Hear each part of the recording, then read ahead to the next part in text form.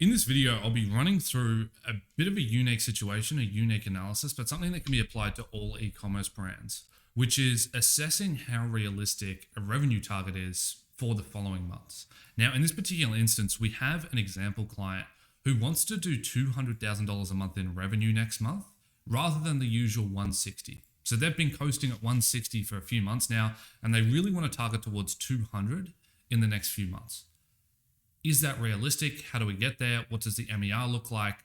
In this video, I'll be running through all of it. I'll be simplifying it down to quite an easy analysis that you can do yourself on your own brands, on your own clients, so that you can get a better understanding for setting up projections, as well as what realistic revenue, new customer acquisition, AOV, LTV targets actually look like and how they all intertwine to come together. Diving into it, and let's zoom in a little bit here. What I've done on the screen is I've put down the last 16 to 18 months worth of data in regards to monthly ad spend, monthly new customer acquisition, and then as a consequence, new customer CPA, which is simply spend divided by new customers. So there's a relation here. Now to find spend, quite simple, just taking that directly from the ad platforms. To find new customers, you just do a new customer over time breakdown within Shopify, and you can pull all of this data very, very quickly. Now, in addition to that, I've also gone ahead and put a plot graph here of our new customers and our spend, so that we can get an idea of if a relationship exists between new customer acquisition and spend. And in this instance, it does, which is a really good thing. And this isn't common, by the way. A lot of brands try to scale their ad spend, and new customers doesn't increase as a consequence. Now, they might increase ad spend and the ROAS actually remains the same in platform, and so they think they're scaling their brand, but they're not. The ad platforms are just heavy retargeting existing customers, and they're just propping up returning customer revenue, and they're not actually seeing new customer revenue grow month on month. So this is really good to see. To dive a little bit deeper here, I've put a trend line over the top so you can see the positive correlation, as well as an R-squared value of 0.906. To simplify that down, what that means is that there is a 91% chance that if we were to increase spend, new customer acquisition would also increase directly proportional to the gradient of this line. So that's really, really good. Okay, it means that we could increase spend, new customer acquisition is going to increase, and CPA won't vary that much. And we can actually see that if we take NCPA and we reorder these columns down the bottom here. You can see that if we graph NCPA as it escalates with the relevant spends, that there is a slight association with spend increases and CPA increases. But it's very, very unreliable, a 0.01 R-squared value. And this is essentially a certainty value. How certain are we that the data correlates to this line, this trend line? But that's because there's a few anomalies in the data. You can see an anomaly here, you can see another one here. If we were to go in and remove these anomalies,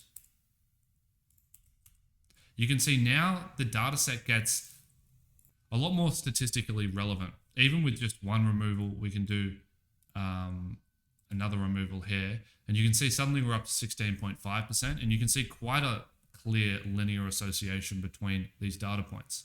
So what this shows us is that as spend increases, CPA will increase.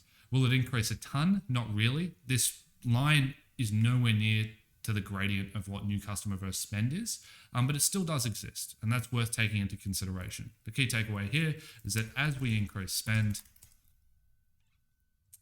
and CPA will increase slightly. Now we can even look at the gradient of this line and get the exact amount. We can actually take this formula out and we can get really deep into the data, but I just want this video to be a slight overview rather than a detailed 60-minute analysis. Now, coming back up to the top here, we know that increasing spend increases new customer acquisition. Fantastic. The obvious next step here is let's just increase spend. When we spend more, we get more new customers, and CPA doesn't blow out that badly. The issue here is when we start to look a little bit deeper at what their LTV and what their AOV is. So the LTV of this brand is $86.60, and the CAC is 66. Or the CAC-CPA, it's the same thing in this instance because we're looking at NCPA. And so what this means is their LTV to CAC ratio is 1.31. To put that into perspective, for every dollar that they spend on ads, over the lifetime of the customer, they get $1.31 back. There is no way that this brand is profitable at a 1.31. There's no way that really any brand is going to be profitable at this kind of LTV to CAC ratio, unless they're software based. So we need a 2.2 to break even, a 2.2, sorry, to be profitable, and a 2 to break even. So what that means is we need a significantly decreased CAC, or we need a significantly increased LTV. So let's look at CAC first. As we're a paid media agency, our job is to decrease NCPA and scale new customer acquisition. There is a harsh truth here, which is that achieving a sub $50 CPA is almost impossible at scale. Let's break this down. Firstly, why is a sub $50 CPA so hard to achieve? CPA is just a function of CPC and conversion rates. And so what ends up happening is you need your CPC and conversion rates to be at a certain level to where you can achieve that CPA. In fact, I've graphed it out here for you. So any function of these two will equal a $50 CPA. What you'll notice very quickly is this is very hard. Any combination of these two numbers is very, very difficult to achieve, particularly at scale once you've flooded a market. So for example, if we were at a 2.5% conversion rate on cold audiences and we had a $1.25 CPC, we would have to have a $50 CPA. This is probably the most doable out of all of these. But as you start to move around, you can see a sub dollar CPC is going to be very difficult, but doable. But then conversion rates also still have to be at a relatively decent level. Vice versa, you go up here. If CPCs are above $2, you need a 4% conversion rate on cold traffic. These numbers are doable, but they're hard to achieve. They're almost impossible to achieve if you've completely flooded a market. And as we can see here, here's a breakdown of this brand's impressions and frequency. Over the last 3 years, we've reached 165 million people, a reach of 9.2, which has us at a frequency of 18, meaning we've targeted half of the people in Australia 18 times. We've completely flooded the market, completely flooded it, which is going to make it even harder for us to get our CPCs down as we're retargeting users who have already seen our brand 18 times. It's very hard to get the click. And so realistically, can we get to a $50 CPA? Yes, there is room for improvement here to get this down, but we're still not at a profitable LTV to CAC. This LTV really needs to improve to $120, ideally $130. And that's where we start to unlock scalability, where we can even have CAC start to inflate a little bit and we can still be profitable and scale this thing. So that's a really important caveat to realize here is we can't actually increase spend. We can't actually scale this brand because we're restricted by CPAs and particularly restricted by LTV. LTV needs to be the number one focus of this brand moving forward. Now let's return back to the goal. The goal is they want to do $200,000 in revenue next month rather than 140. So they want to increase by 40K in rev. What would that actually look like? Well, we can do the math. We can calculate exactly what that's going to look like based on all the data that we have here. We can just model it forward in time. So firstly, we want $40,000 in revenue. When what we'll do is we know that first our order AOV is $67. So this is going to tell us how many new customers we need to acquire, which is 597. Now from there, how much money do we need to spend to get 597 more customers? Well, it's an easy calc. You just take the new customers and you times it by our NCPA, our cost to acquire a new customer, which is $66. So now we know that to generate $40,000 more in revenue, we have to spend $39,400. So we're pretty much operating at one ROAS here. Spend 40K, get 40K back.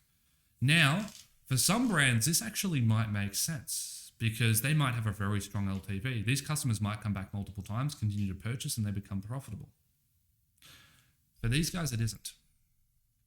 Their LTV sits at a 1.28 repeat purchase rate. So how have I calculated that? I've just taken LTV divided by first order AOV, which is $67, and we have a 1.29. So we can go and we can take first order revenue, times it by 1.28, 1.29, and then we'll get the lifetime value of this cohort of new customers, which comes out to 51,600. The other way that we could calc this, in case you're interested, is we could take new customers and then just times by LTV. It would produce the exact same number. The LTV to CAC on this deal that we would be making here on acquiring this new 600 customers would be a 1.3. So it would be incredibly unprofitable to do so. And so now we know, based in the raw data, based in the raw numbers that we've extracted over the course of the last 16 months, that this goal is unrealistic. We simply cannot hit this goal at a profitable rate. Now, yes, we can do the revenue, but we're going to do it at a 1.3 LTV to CAC, which just simply isn't making money. It's negative cash flowing. There's no reason as to why you would do a deal like this. And that has all been discovered by having a look at the relationship between spend and new customer acquisition over the course of the last 18 months, determining the relationship, determining that this brand is actually very, very scalable, but the raw unit economics don't make sense. So what's the next steps here? The next steps really is, can we decrease our NCPA slightly? Can we get this down just 10 to 15%? Because if we take the average of the last 9 months or so, it sits at $66. If we can bring this down by 15%, we can take it down to $56, which is going to make our unit economics a lot better.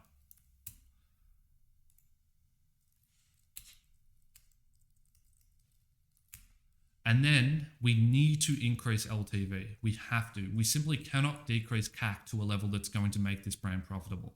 So LTV has to increase. And it really has to increase to $120. So now we know our two goals, and we can go and start executing, putting a plan together as to how we can get here. Once we've got that LTV increased, once we've got NCPA down ever so slightly, then we're going to unlock a situation where this brand is going to be infinitely scalable from the data that we have. You can see that they got up to spending $200,000 a month at a $66 CPA. That's really not much of an inflation from the last 3 to 4 months. So we could, I would guess, spend $300,000, $400,000 a month with NCPA not going over $70, as long as there's a compelling enough offer on the front end based on this correlation here, given that we can get LTV into a situation where it's profitable to do so. And it just goes to show the importance of having a strong LTV if you're operating on such a low first order AOV.